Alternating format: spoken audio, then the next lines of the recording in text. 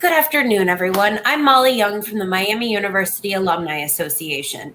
As part of Miami University's Alumni Association's webinar series, today we present Inside the College of Creative Arts Department of Architecture and Interior Design. Joining us for today's conversation are Architecture and Interior Design faculty members Mary Rogero, John Humphreys, John Reynolds, Mary Ben Bonham, and John Blake. Just a little intro on all of our panelists today. Mary Rogero is chair and associate professor in the Department of Architecture and Interior Design. She received her Bachelor of Fine Arts from Wright State University in 1985 and a Master of Architecture from Miami in 1989. She has received many Dayton AIA Design Awards and is the president of the Passive House Alliance US Board of Trustees. John Humphreys is associate professor and director of architecture graduate studies and graphics coordinator for the Department of Architecture and Interior Design. He earned his bachelor's of architecture from the University of Texas, Arlington, and Master's of Architecture from the University of Texas, Arlington. John is a member of several professional organizations, including the Interior Design Educators Council and International Digital Media and Fine Arts Association. John Reynolds is professor of architecture at Miami University. He received his Bachelor of Architecture with honors from the University of Notre Dame and Master of Architecture from the University of Virginia. John has been advisor to the Burton J. Wescott Foundation Board and director since 2008 and is director of the Miami University Burton J. Wescott House Design Studio. John has served as advisor to Fallingwater since 2003, was the first director of Fallingwater Institute, and now directs the Miami University and Fallingwater Design Build Studio.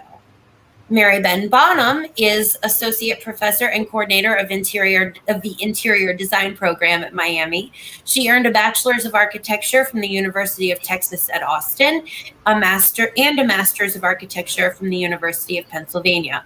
Mary Ben is also a member of numerous professional organizations, including her service as a board member and partner educator liaison for the IES Cincinnati Louisville chapter since 2011. And finally, John Blake is interim director of the Center for Community Engagement in Over-the-Rhine, coordinator of community projects, and design build studio instructor.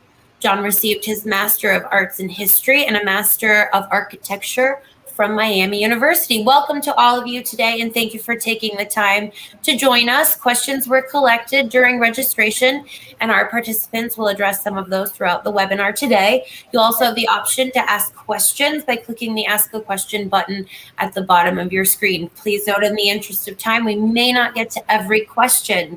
Today's webinar will last about an hour, including time for questions and answers. And with all of that, I will turn it over to Mary Rogero to get the conversation started. Welcome. Thanks, Molly. Appreciate it. And thanks to all my colleagues for joining. We tried to make it easy for you today to remember names. We've got 3 Johns and 2 Marys, so it shouldn't be too hard. But again, it's my pleasure. I'm going to give you a brief overview of kind of what's been going on in the department, and then my colleagues will update you on the interior design program, the graduate program, and 2 of our unique programs that we're really proud of, the work with the Wescott House in Fallingwater and the Center for Community Engagement in Cincinnati.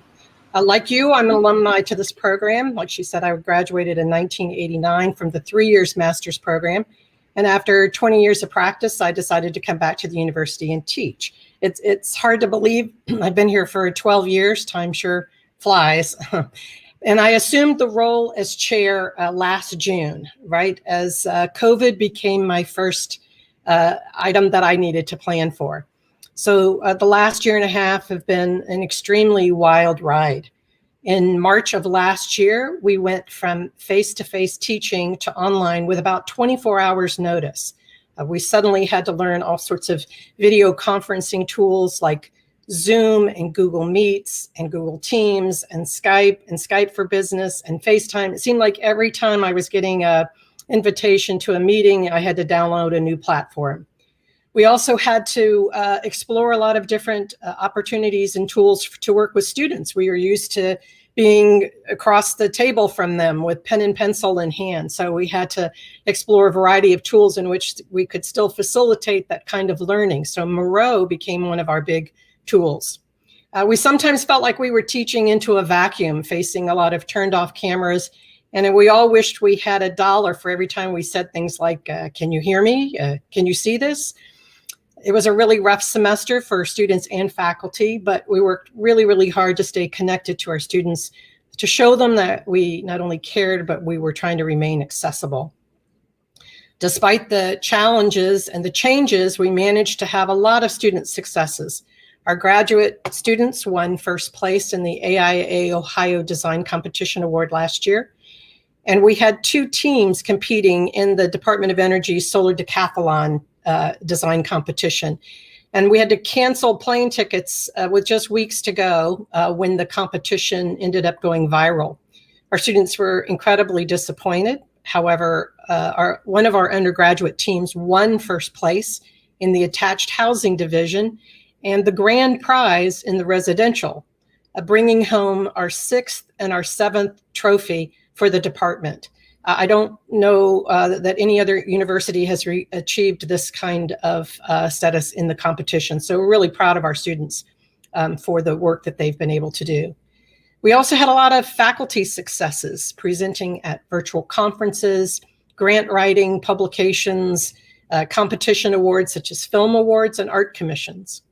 We had a virtual thesis, a virtual graduation, and we said our virtual goodbyes to those who were leaving us.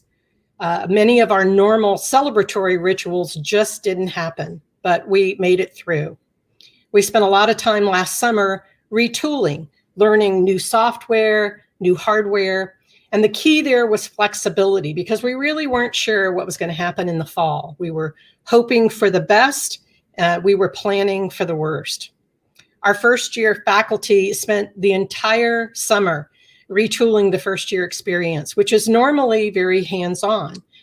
They adapted it to include iPads, and students learned to draw digitally with pretty impressive results.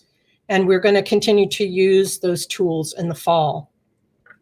In the fall, we started many classes as hybrids, but by week 5, we had to move completely online and remained online for the rest of the semester and for the entire spring semester. We started the fall semester last year with 97 first-year students. It was the largest class ever. And while normally we would have 4 faculty in the first year, we actually bumped it up to 6 so that we could better address the needs of the students. We made space in the department for students that wanted to come into studio, even if we weren't holding a studio face-to-face, but we had to assure that they would be socially distanced. But most of all, most students actually ended up working more from their homes or their apartments or their dorms rather than come into the studio. Despite COVID, we managed to send a cohort of students to Luxembourg in the fall, but all of the other international programs and our residency program in Cincinnati were canceled. And while this all kept us safe from spreading the virus, the downside to this was that students really didn't get a chance to bond to one another very well, particularly our first year students. And this was not the first year of college experience that they were expecting. And for our second year students, they had actually, by the end of this year, had spent their first year and a half of 2 years of college learning online. So it's been an unusual experience for them. Student organizations such as the AIAS, Alpha Rho Chi, the IIDA, and our newly formed NOMAS chapter, which is the National Organization for Minority Architecture Students, did their best to engage other students, but after being on Zoom all day long for classes, it was sometimes hard to get students to engage in more events in the evening, even if it was for something other than class. In addition to COVID, as a department and as a division and as a university, we engaged in deeper and necessary conversations centering on diversity, inclusion, and social justice. This has been a hallmark of our program for many years, starting with the work of Tom Dutton, who sadly passed away in the summer of 2017. The award-winning residency program that Ton developed will be celebrating its 20th anniversary this year, and John Blake will be talking a little bit more about that. These conversations will continue. They can be uncomfortable, but they are extremely important, and we are committed as a department to engage in this work. We moved our faculty meetings all online and our department lecture series online. And we were able to engage folks that we might not ordinarily be able to engage. We actually had an architect from Malta do one of our online lectures this year. We worked all kinds of hours teaching and meeting students. We made ourselves as accessible as we could. It was challenging. It taxed us all mentally. Many in the department, students and faculty alike, have family or friends that have lost lives during COVID. And I know you all have too. It's been hard on the heart and the mind. It was a pleasure to be able to have a face-to-face graduation this year, even though not everyone was present. And we were able to have our first real contact with students just a few weeks ago when we announced our scholarship winners in a small ceremony on the steps of Alumni Hall. Last year, at the end of the year, our scholarship awards were very much impacted by COVID. Normally, we would be giving away about $35,000 in scholarship, but that was cut in half last year. We're happy that the funds bounced back this year, and we were actually able to award over $56,000 worth of scholarship awards this year. We greatly appreciate our donors. Even the smallest ones make such a huge difference. So a special thanks to all of you that may have contributed. We're going to take some time this summer to reflect on what was actually good about this experience, what we want to keep up, how we can learn from this experience, and what tools really helped us. We want to make sure we bring along next fall what worked for us. We know that we have a lot of socializing and reconnecting to do as we reconvene face-to-face in the fall. I only recognize some students as big circles with initials over their faces because I don't know who they are. They had their cameras off. I think one thing for sure is that we're all anxious to look at students again in the eye. It's so much easier to read the room when we're teaching in person, right? To identify those students who seem to not be getting it so that we can draw them back in. But don't get me wrong, some students really benefited from being online. So it's a reminder to us as we ponder the move forward, how to keep all of our students engaged and how to facilitate learning with students who clearly learn in different ways. So that's my brief overview. I'm going to turn things over to Mary Ben Bonham now, who is our coordinator for interior design. Thank you.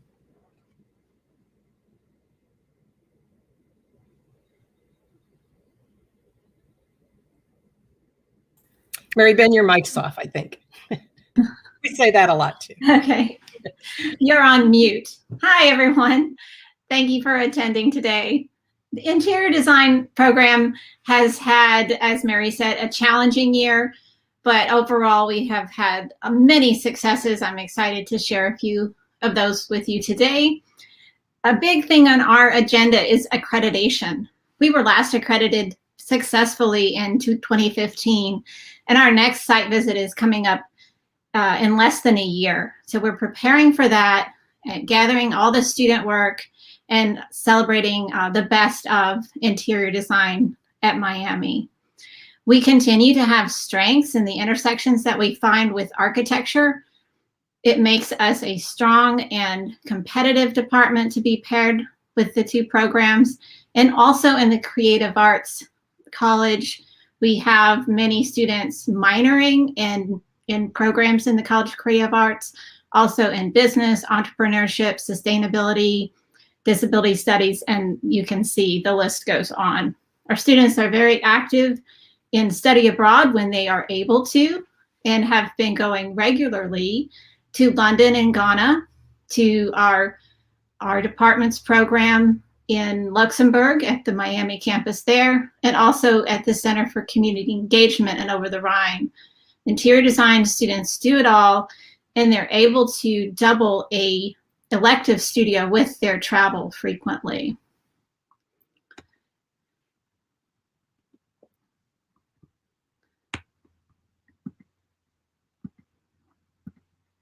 The career support that we give them is constant, and there is annually a career fair in December that happens in person. That one was moved to virtual in the spring. We had great attendance from our local regional firms, also firms all over the country who could attend on Zoom. And positions were obtained even during COVID. 73% of our class in a typical year, 2019 and 2020, will have had an internship. There's a lot of support for preparing a portfolio, a resume, interacting, reaching out to firms, and getting those jobs while you're still in school. And then, of course, after school, the goal is to also become employed. And a huge majority of our students will have their first job in hand before they graduate. And we're still gathering the data for 2020 and 2021. But even though the 2020 grads had some pause as firms shut down, they are out all now getting jobs as the economy opens back up. The lecture series is a department-wide effort, and there are incredible programs in urban design, architecture, interior design. I've selected 3 of the more interiors focused to let you know that there's a constant focus on getting the diversity of design options out there in front of our students and bringing alumni back to speak to us whenever possible. The curriculum hasn't changed a lot since you may have been a student here or had a visit here. The first year is continued to be the same, overlapping with architecture. And the second year is when the interior design studios break apart from architecture and do a deep dive into interiors. And the third and fourth year are more professionally focused. And I will be showing you just a few images of student work in a second. But we had some strategic initiatives in the interior design curriculum that I wanted to briefly mention. That we wanted to improve our students' understanding of construction documentation, and we're working with that at all scales, at all levels. So beginning in the first year, students are now asked to begin to dimension drawings and understand how dimensions relate to actual space and human form. And this is brought into our furniture design and construction class, as well as the upper level studios where it has always been. But we're making an effort to bring that in earlier in the curriculum so it can scaffold. Likewise, universal design, accessible design has always been part of our curriculum, and there's a renewed emphasis on a broader definition, universal design and inclusive design. So this is going from the basis of accessible design to users with cognitive disabilities, to inclusivity of all types of people. As Mary mentioned, we have a number of student organizations, and I'm very proud of the efforts they made, especially over the pandemic situation, to bring some life and bring some community where it had been difficult to find. So all of our organizations in the department are listed here. In particular, interior design students are members of all of these if they choose to. As you might expect, a large number of them will join the IIDA, the Interior Design Association, or the International Interior Design Association. And in a typical year, that group is doing a real trip to professional places, and they did a virtual version of it, and they continued on with their lunch and learns. I'm going to go very quickly through the student work, and this is maybe just a teaser because we won't have time to explain the actual projects. But first year is working in urban context. We're already drawing plans and sections and perspectives and learning about space design. We're supporting that the whole entire first 2 years with graphic media courses in a range of medias, including hand and computer medias. Second year studio interior design students will, as is the tradition, do a loft and a tea house project. They're working in hand and then transitioning into AutoCAD and Revit in the second year.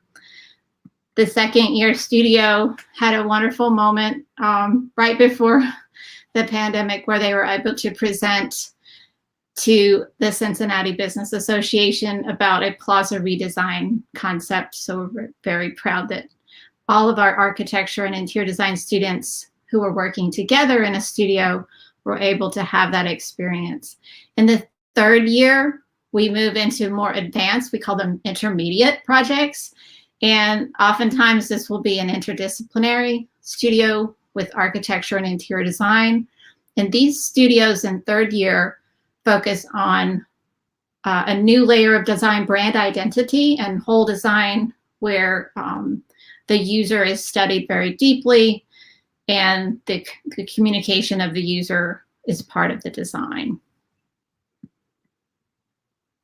Also at this level, we're getting a little more advanced into selecting furniture and finishes and practicing the forms of documentation like ceiling plans and perspectives. This all leads into the culminating fourth year. There's a construction document office workplace studio that's then followed by the capstone. The capstone is our interior design research, and this is presenting very advanced projects of a program inside of the students' choosing. So my time is up, so I will leave it at that. And thank you so much for getting an update on interior design. Thank you, Mary Ben. Next up is John Humphreys. John is the coordinator of both our graphics program and as of December of last year, became the director of our graduate program. Take it away, John. Hey, how you doing? Welcome. I'm in my studio, so this is where all the magic happens. I'm the new director of architecture graduate studies, and I'm going to show you some images of what we've been working on. Right now, my position has been if it's not broke, don't fix it, and so things are working pretty well. So let me go ahead and show you some of the things that we've been working on and some things that are still alive through the pandemic. Some of the images I'll show are from years past, and some of them are from our current thesis, and I'm willing to answer any questions. So even though the pandemic happened, the alumni virtual traveling studio, it's alive and well, and students worked with an alumni or a graduate and an alumni and developed a project. This is from a couple years ago in Chicago, where the students developed a headquarters for Amazon and a mixed use facility. So students are still working on these kind of large scale projects in their 600 year, which will be their first year. I'm going to show some recent graduate thesis projects from the years past, and then I'll get into some other initiatives and just show you. I'm trying to show the breadth of the things that we're working on. So to get you excited, it's what keeps me excited. One thing that was really fantastic, I thought, this year related to COVID, there are a lot that wasn't, was that our final thesis review, we were able to have 6 to 8 people from all over the world, all over the country, participate in the final review, which we wouldn't normally have had. And so that was really fortunate. And I think the students received it well. So here's some things we've done over the last couple of years. Is we've done things that range from an urban mosque for short north, if you know Columbus. And so things are still alive with hand drawing, sketching, and digital model and collage. Working on great sections, and again, exploring ideas through hand drawing and sectional spatial ideas. One recent one we had was the reimagining of a mall site. So this is much more presented cartoon-like, speculative, and more futuristic in a way, thinking about what the consumer might be looking at or experience they might be having in 10 or 15 years. A fantastic project we had was a zero energy place for healing in the landscape, where the student looked at not only view sheds, but how people would move through the environment and have different experiences as part of landscape being part of the healing process, in addition to the kind of medical and other holistic experiences. We had an interesting adaptive reuse of a train roundhouse, where there was a roundhouse building in California that was modified and transformed into a beautiful community center that dealt with also issues of the landscape, but also how you mix both history and new things into the same project. A school in Bangladesh working with flood issues and concerns. So you'll see that we have things of all different scales. An urban design project in Dhaka, which is this incredibly dense place in the city, where there's a lot of kind of cultural history, and the student did a lot of very interesting urban analyses and really figuring out how you make space and place in something that's as dense as this area of Dhaka. And then every couple of years, we have a project where the students either go to Mars or off to the stars. So we're still doing speculative work as well as the more concrete work. And so this is a student that inhabited an asteroid. I think we have a Mars project in the pipeline, so keep an eye out for that. It'll be really interesting. One of the things that, based on some of our recruiting and the history of our excellent program, is we have really nice, the demographics for where we got applications from this last 2021 were from Bangladesh, Ghana, India, Chile, Iran, China, in strange places like Utah and Massachusetts. Those are the more exotic ones. And so we have students coming from all different places. I think this year students have accepted from India, Chile, and Bangladesh and Iran, which is going to add a kind of great diversity to our classroom, but also I think provides a really unique opportunity for our domestic students to start to understand and gain an appreciation for other places in the world. Some initiatives, again, it's not broken, so I don't want to fix it. So I'm trying to overlay some things onto the program and that I want to work on and work on with the graduate committee. So a big thing that I think we need to do is track employment and see where students are immediately following 5 years, 10 years, and really build a history so we can understand what students are doing. Connect with other departments across the university. We're in communication with them all, but try to find some really concrete ways and maybe more permanent ways we can do that. I'm trying to start a recent graduate advisory group to give so that we can be aware of what it's like to be a recent graduate, recruiting into diversity, reaching out to alumni. So that's most of you. Look forward to it. Building a social media presence, which we've started. And then because of this last pandemic, leveraging Zoom type marketing. So having more events that I think we can reach more people, and then figure out where we can leverage remote learning. What can we do online that was successful? What's a hybrid? What's not? Where do things really work? What parts of our curriculum can be virtual, and which parts will be more successful in person? And then, as is always important, some recruiting endeavors. So I know these don't have the great images, but it's just text. So networking through NOMAS, which Mary Rogero brought up, the National Organization of Minority Architect Students, develop online marketing materials, and some of this overlaps with other initiatives. Build our social media presence. If you would like to, our Instagram site is Miami UArch grad. So go there and watch for some stuff to be updated.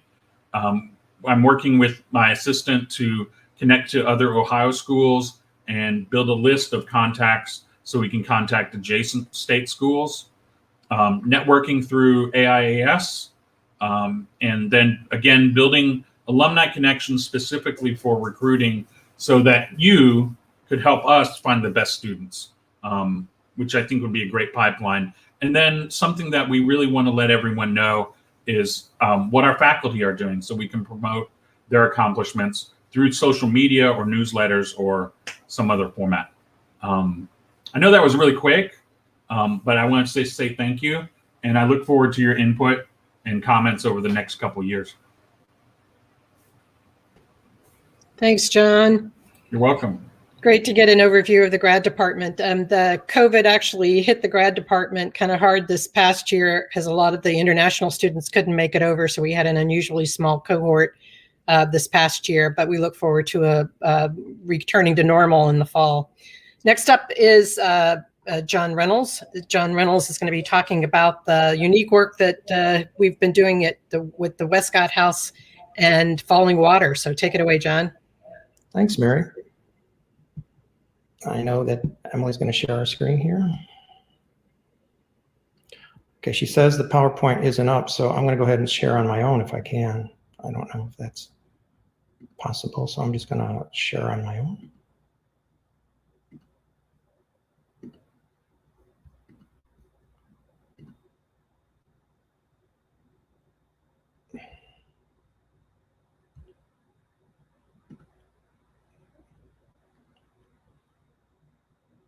Okay. Emily, I'm trying to follow your tact, and for some reason it's been... We can see your screen, John, or we could see your screen. We just couldn't see the actual PowerPoint. We were seeing the screen within the screen within the screen, which has happened before. Okay. Are you able to see it now? There we go. So you'll just have to minimize the screen with us. There we go, with us on it. Okay, so you can see the Fallingwater. We can see Fallingwater. Great, so I'm going to go full screen there. Perfect. And we shall start now. Well, I'm John, and so glad to be with my colleagues, and thank you so much for this opportunity. I'm going to share some of the work of the Fallingwater and Wescott Design Build Studios, and I begin with a Rizzoli publication. I was a contributing author, just merely to set the stage for Fallingwater as a living learning laboratory. This was an important contribution on sustainability, and the images that you see here to set the stage for our laboratory are Chris Little's lovely images. Chris was the photographer for the project and also the photographer for the 50th anniversary edition. So you can see there are incredible moments of materiality, site specificity, and human engagement. I'm active as well in the programming for the Fallingwater Institute. In January on the 16th, we had 7 global players, including Stefan Banish from Stuttgart, including Mary, dealing with questions of sustainable organic architecture. And also our second webinar in March was an ambitious agenda for students like Wright, who developed Broadacre City in the fellowship during the Depression. We thought during this COVID period, we would advance a project for a Center for the Advancement of American Architecture. These are 4 student proposals that were presented in March. Our work began in 2003, somewhat pragmatically. The guide staff had no place to sit. We were asked to do interior environment for the servant sitting room. We started an ambitious project with grad students. We ran out of money. We found out that Brad Pitt had never been to Fallingwater, so at the time it was Bradgelina. We contacted Angelina Jolie and arranged a party for Brad, and at the end of it, after slurping champagne and caviar, he wrote a check for $10,000. So we're a fan of Brad. These are some of the images of that interior environment, a handful of materials where we were asked to create this environment for the guide staff who do tours every day, every 6.5 minutes. And they had no place for respite, and this was the space under the West Terrace at Fallingwater. There was a rigorous design and material testing strategy for the project, and in the end, a handful of components, demountable seating for the staff, Baltic birch here, and Carpathian elm veneer seating, which we had a delight with. We also have activity directed for on-site programming. Here is a series of vignettes. You can see the furniture being deployed, and its main task is to serve the servants' sitting room staff, but here it is in the living room. And these are images from a studio that was directed towards protecting the priceless sculptures on site, including one by George Volkos. We chose simple materials, 500-year-old growth redwood and copper. And the images that you see are the actual outcome. Here is the guest house pool. The George Volkos sculpture sits on the edge of a spring-fed ledge. And here you can see it's essentially small-scale architecture. Again, copper and 500-year-old growth redwood. The water traverses the roof down the scales onto a little scupper, onto a spring-fed ledge. I emphasize that the work is all done by students' hands. We collaborated with two talented faculty colleagues, Ted Wong and Greg Rutherford, and they were a delight to work with. So these are images, but I think the craft and the students practiced these details in galvanized steel and did countless iterations. On the right, there's a small box that you see. Those are the existing sculpture covers, and we're asked to improve them. It's covering a Magana, which we hope to do soon. We installed it on a wet December day, as you can see, and the water was doing just what we asked it to do, to traverse down the roof, down the scales, and into the pool. So despite the fact that it was very cold and wet, couldn't have had a better day to install.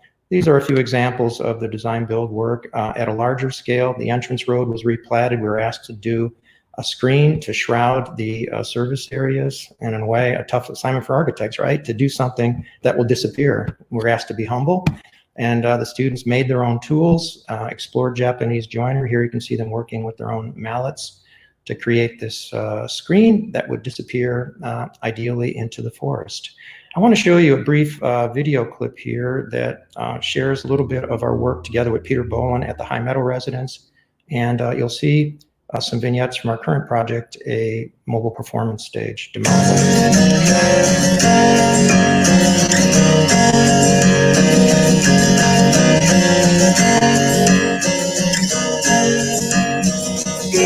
don't know how I'm going to tell you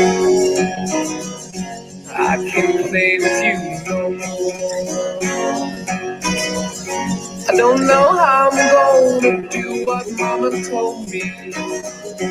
My friend, the boy next door.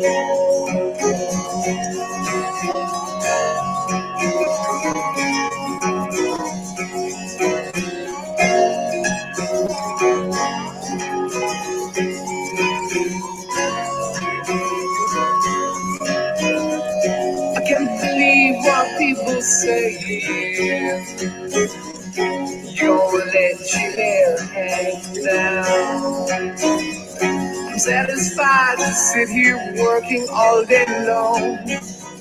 You're in the dark side of town.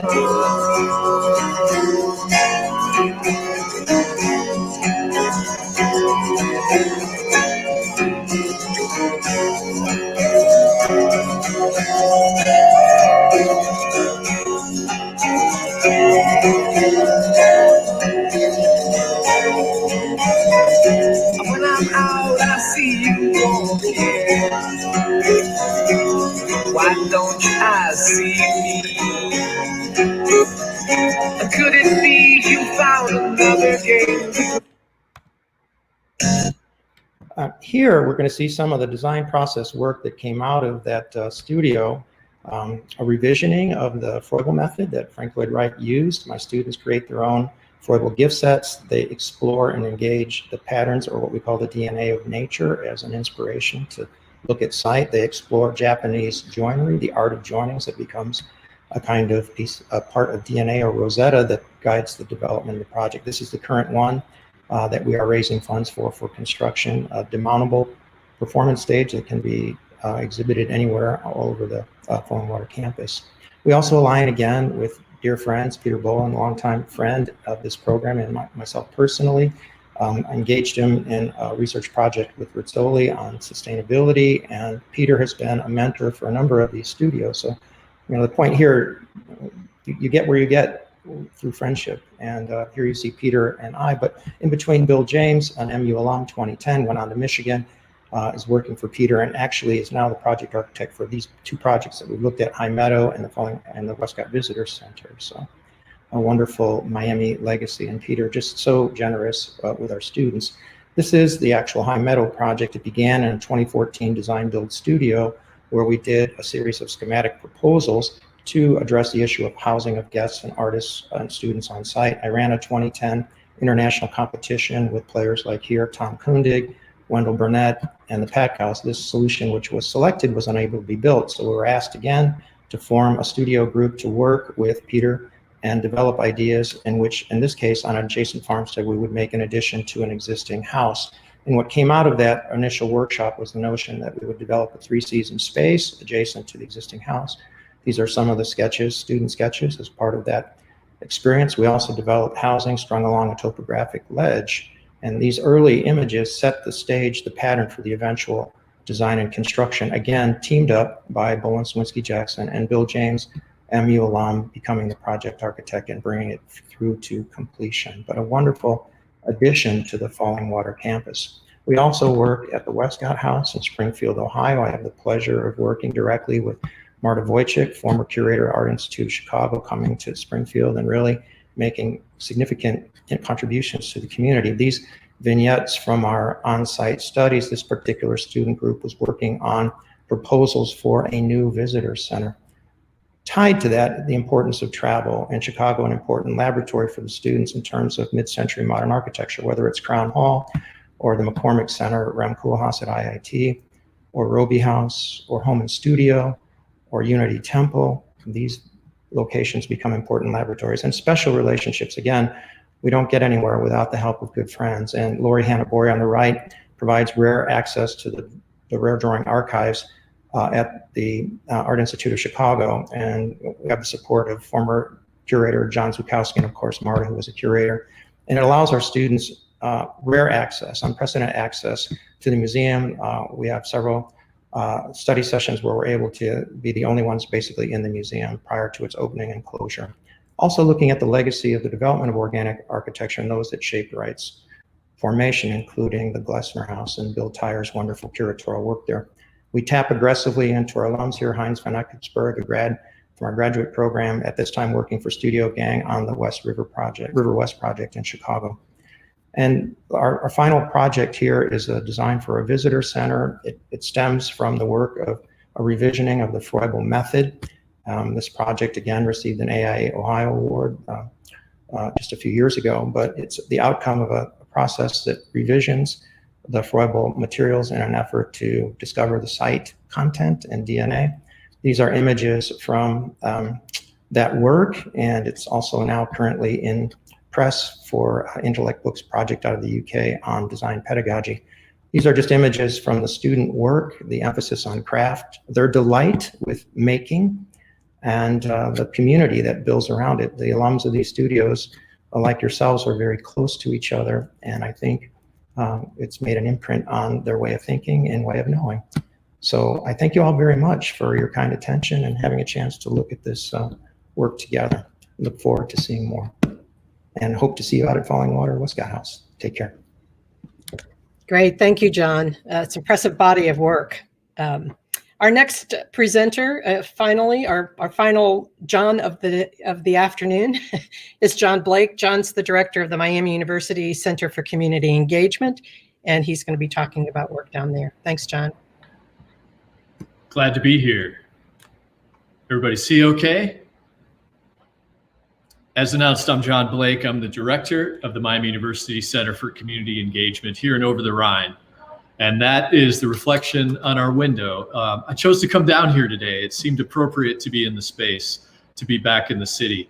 Like everyone else, we've had some interruptions over the past year. Engagement during COVID is an interesting thing, to say the least. Here's our context. Over-the-Rhine has always been a place of entry. It's shown here in the foreground of the central business district of Cincinnati. In the 19th century, it was, of course, dominantly a dense Germanic populace that built a lot of the buildings in the neighborhood, but also a port of entry in the 20th century for African Americans, Black Southerners coming up seeking a better way of life. Also, people from Appalachia coming to the community and fleeing the coal fields. Also with redevelopment in the middle of the 20th century, a lot of displacement from other neighborhoods through urban renewal brought people into this neighborhood. So with that, we currently have an influx of capital, and that's brought some interesting shifts in the community over the last decade and a half, maybe 2 decades. So now we have these opposing narratives of this is a neighborhood that's dangerous or underdeveloped or has been basically refused by the city for a long time. Now it's the place to be. So we see these juxtapositions. We have market rate on the right. We have affordable on the left. We have historic on the left. We have new construction infill on the right. So a telling image, and this is just a block from our center, just walking up the street. Of course, as Mary pointed out earlier, Tom Dutton was hip to this stuff about a few decades ago. He started coming to this neighborhood in 1981, but it wasn't for quite a while until the mid-90s that he started bringing students down to do what we call educational design build. And the dictum from the community, what Tom carried forward was walk with us. As academics, it's pretty easy, and designers, it's pretty easy to come into a community and to say, hey, we can fix all this through design, through these ideas that we've got, through research, through scientific method, et cetera. With all those, we miss what's already happening in the community. So a lot of what we did down here was to come in and really try to listen closely to those who were trying to hang on and build a better community without a whole lot of resource coming in from the city or from other sources. So here's Tom. We started out doing design build dominantly with dwelling units. So we would bring students down during studio time on weekends, et cetera, redevelop spaces for housing. We started moving outside. We did terraces. We did some Washington Park and other external installations. Here's a balcony that we did for 2 nuns and their dog during a summer studio. So trying to not just do interior spaces, but to move outwards. Moving outwards meant moving in. Our students started coming down in 2006 from architecture and interior design dominantly, but then also from all majors throughout the university to create what we call the residency program and to develop a cohort, an immersive interdisciplinary cohort in Over-the-Rhine for the fall semester. We've done this every year since 2006, excluding last fall. We hope to do it again this fall. We're excited about rejoining the community. The idea was like, not one discipline can really handle all the complexities of the urban condition. So we found pretty quick that we had dinner table conversations between architecture and interior design students with student teachers who have a placement in an urban school, with social work students, with poli-sci students, with business majors that are doing marketing for a nonprofit, for example. This allowed us to do larger projects, and we started to learn with our design build work that affordable housing, we had partners who were good with that, but these first floor spaces were very hard to redevelop. It was hard to gain capital for them. And then at the time, there wasn't a whole lot that was going on the first floor, a lot of living up above. But with the typology in this community, it was business on the first floor and residence on the upper floors. With that, we got this 700 square foot space brought to us, and we literally took it apart. Here's Candido and Jack, and then myself. Those are my feet in the background, trust me. And we had to take this tiny space, 700 square feet, and completely revamp it and reimagine it. It became a place that was called Picnic and Pantry, which was a carry-out with a full commercial kitchen, I might add, in 700 square feet. But we re-envisioned how to reuse the materials that we had to take out of the space and make a new space for the community. So here it is in its finished form. And this is what it looks like today. It's currently a place called Boombox Buns with these flip-up counters and a nicely renewed facade. And this is the obligatory before photo. So again, taking spaces that are underutilized, working with the community, having students get a professional experience by working with consultants and contractors is what we're about, but working alongside the community and not over top of them. We started getting projects brought to us that were way too big a scope for us to handle. This is a 16,000 square foot building that's across the street from the one I just showed you. And this is what it looked like circa 2009 when we started to investigate it. We found pretty quickly we could not do design build in here. It would take us over 20 years, quite literally, and a lot of capital. But we did find that the students were great at making ideas for the space and providing leverage, design leverage. So our students, we teamed with CR Architecture and Design in Cincinnati. We inhabited their office during the economic downturn, and we got their expertise, and we brought the community project to them. So this was very different from most internships. The students led the project, and we were able to get historic tax credits for that very building, which allowed this to happen after about 4 or 5 years, again, working with our community partner, Over-the-Rhine Community Housing. And not only does this save the remarkable historic detail that was in the space and renovate the space to bring it up to date, it also preserves space in the neighborhood for people like Mr. Al here, who has lived around the corner from that building for years, now lives in it with 13 other households. We've tried to get a little bit back to basics recently, and one of the things that Tom used to do, he called agitprop, which was the idea of like, how do we activate the community and conversations in the community through performance, through artistic installation.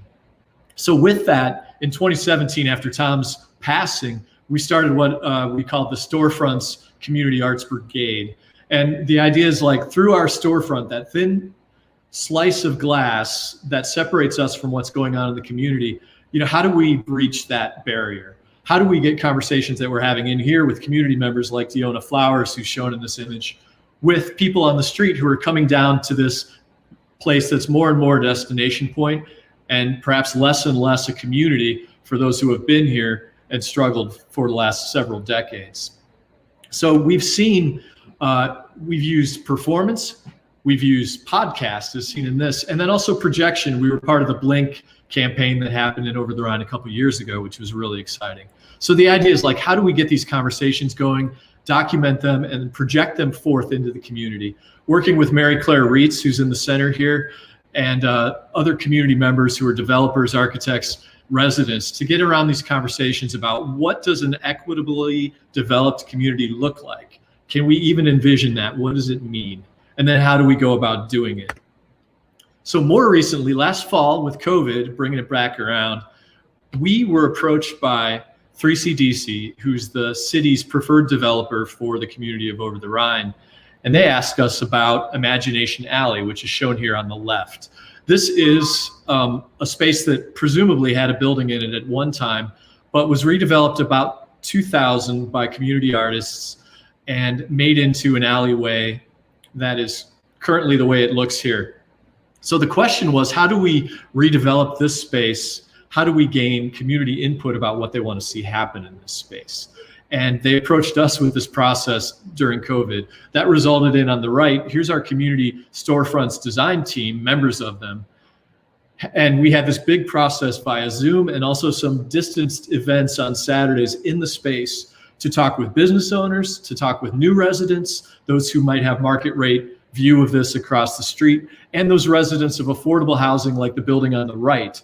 How do they get engaged in the process of what they want to see happen in the space? So we've gotten a little further away from doing the work ourselves, but we found that the conversations we're having and have had over the last decades with what we want the community to see in the space has really become something more and more important to those who have been charged with redeveloping the community.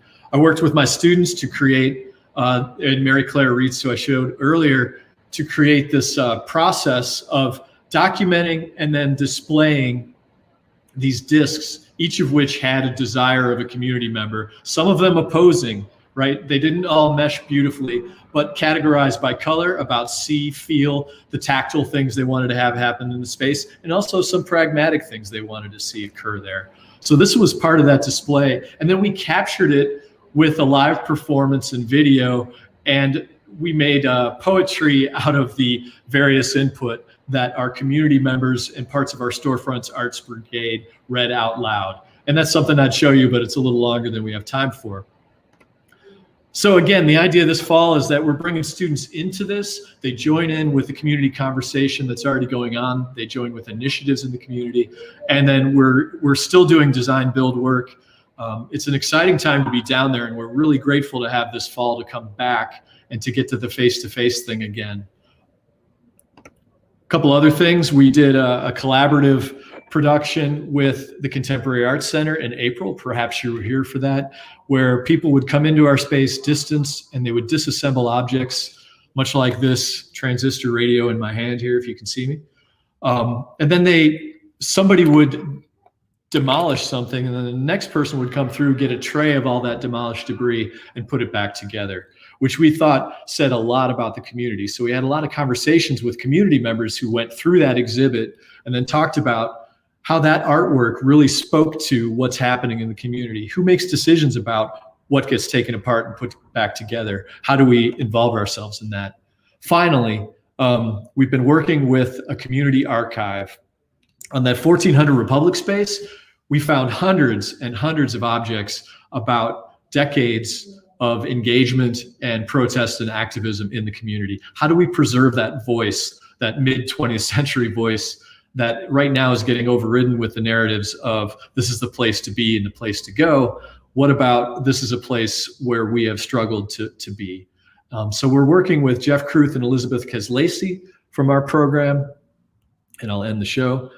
And we're also working with the community members to ensure that we can preserve a lot of these documents over the last 50 years and make a space for them. So with that, thanks for your time. I appreciate it. Thanks, John. The work that you do down there at the center and our students do is just really, really remarkable and very touching. It's an honor and a privilege to work with faculty that are not only talented and dedicated, but have a great deal of passion. So I greatly appreciate that. I hope that you all have enjoyed this presentation about the department. I know we still have a little bit of time to answer questions. And so I'm going to turn this back over to Molly. Thank you all so much. That was super, super informative. I have to say that I had no idea that architecture and interior design really breach the geographical confines of, like, you know, the four walls of campus quite so extensively. That's really, really exciting and cool, and that you have so much to do with so many things in so many places. I think that's just such a great opportunity for our students. And I would assume that lots of our alumni have really good stories from their time in those programs. We do have a couple of questions. Let's see. This one is sort of a nuts and bolts question. For students considering architecture or interior design, do you require a portfolio for entrance to the school? We do. Actually, I'm going to let Mary Ben is one of two faculty members who handles a lot of the admissions, and so I'll let Mary Ben speak a little bit more to this. Yes, absolutely. We require a portfolio, which is a way to show the creative side of the student in a way that the typical academic transcript may not.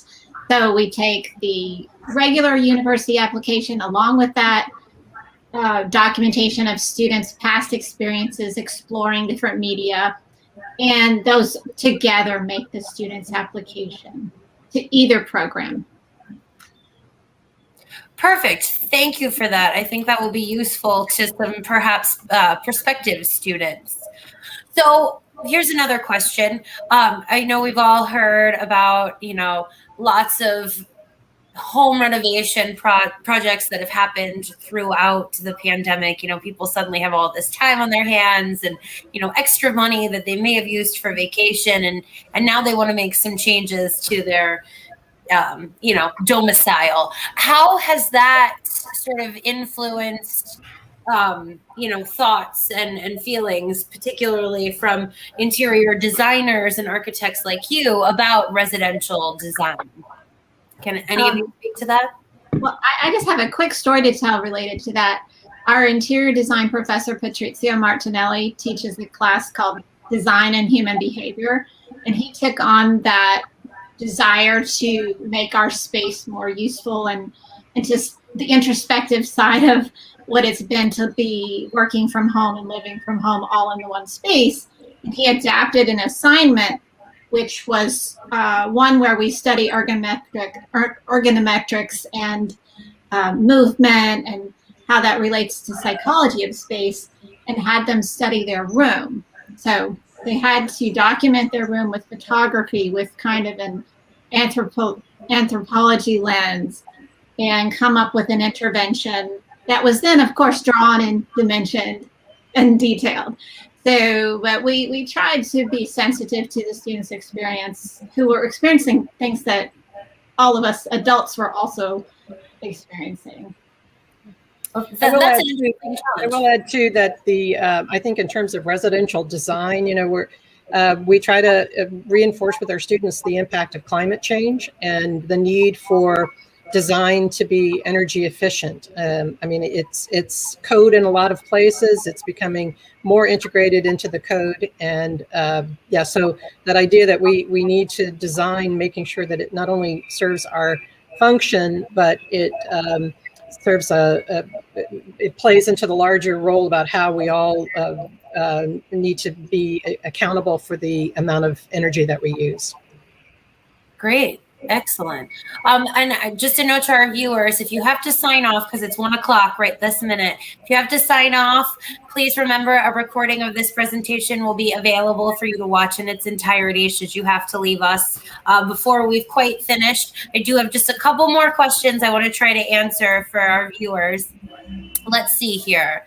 So can you explain exactly how interior design students engage in internships? Sure. The interior design students, like we had some statistics there, 73%, 80%. They will typically, we support them. We give them the confidence and the skills they need, and they go and usually get their own position through networking with their friends and family members in a local town, or through senior students who had an internship somewhere and said, hey, you should apply here. Through our alumni, primarily through our alumni, professors, all of us in the department will connect the architecture and interior design students to our alumni in places around the country and around the world sometimes, and say, okay, you're looking in Boston, here's who we know, check them out. And I mean, that's how we support them. I have to tell you, the students are completely capable. And if they want an internship, they will almost always have one if they have room. Sometimes they're studying abroad and they will choose not to do that. But most often they'll do one at least before they graduate. Excellent. I'm glad you mentioned that alumni resource there for your students. And finally, let's see here. Are there any notable memorials or memorial honors to former faculty students? Do you have a place to go see archived work or anything of that nature within the department? Well, actually, you know, when Tom Dutton passed away, there's a memorial bench that was donated, and we all contributed to, that sits outside of the department. John Blake is actively working on the archives, as he mentioned, of the university. Everybody else can pipe in here. I'm not sure about. I mean, we have archives in the library that from our department, from past faculty like Ann Klein, and I'm sure there's more. It's all before my time, so I'm not sure that I'm aware of them all.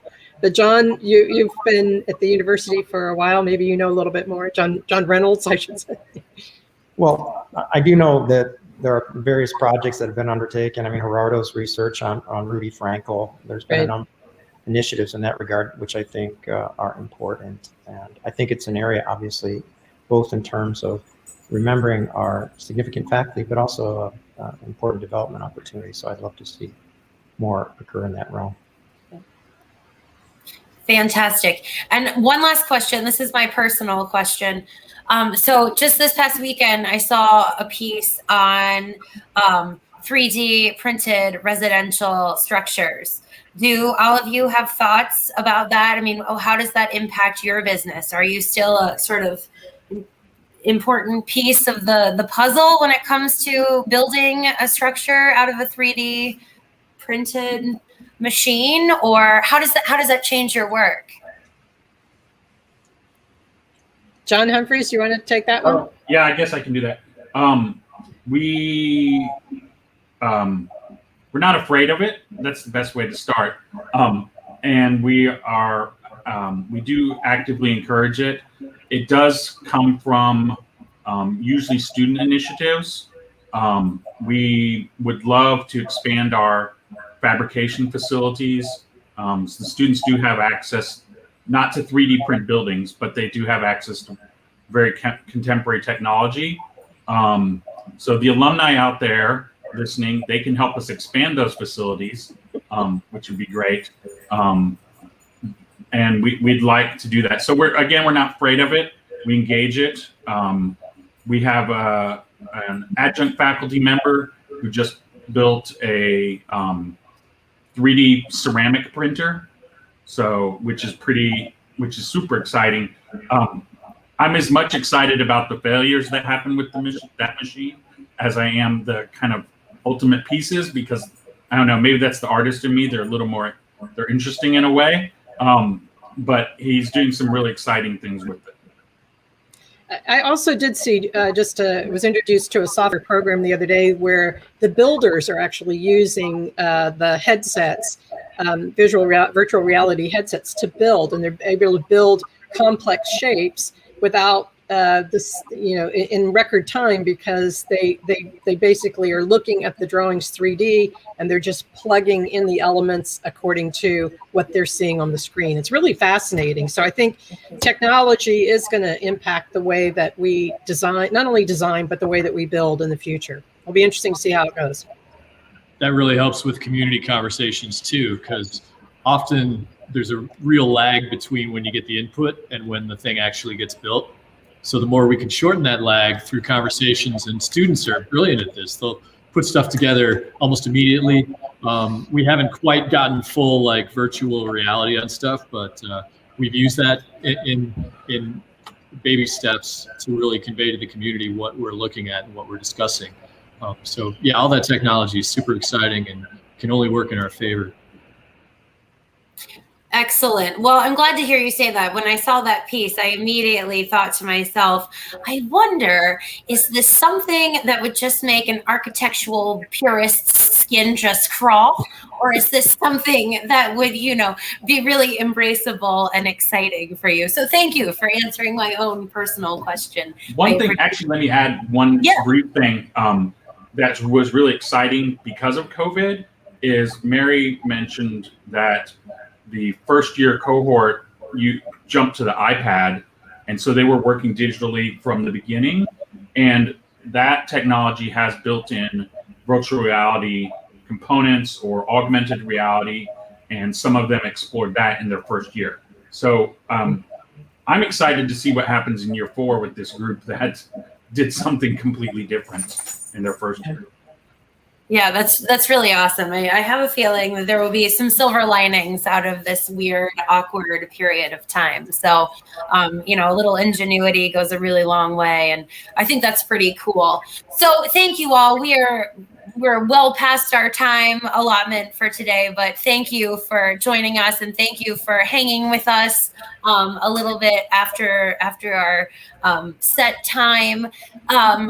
Thank you again, Mary Rogero, John Humphreys, John Reynolds, Mary Ben Bonham, and John Blake. We so appreciate you and for taking the time for being part of this conversation. Alumni, please feel free to check out our other webinar presentations at alumlc.org/MiamiOH. And thank you all for joining us this afternoon. Love and honor to you all. Thanks for having us.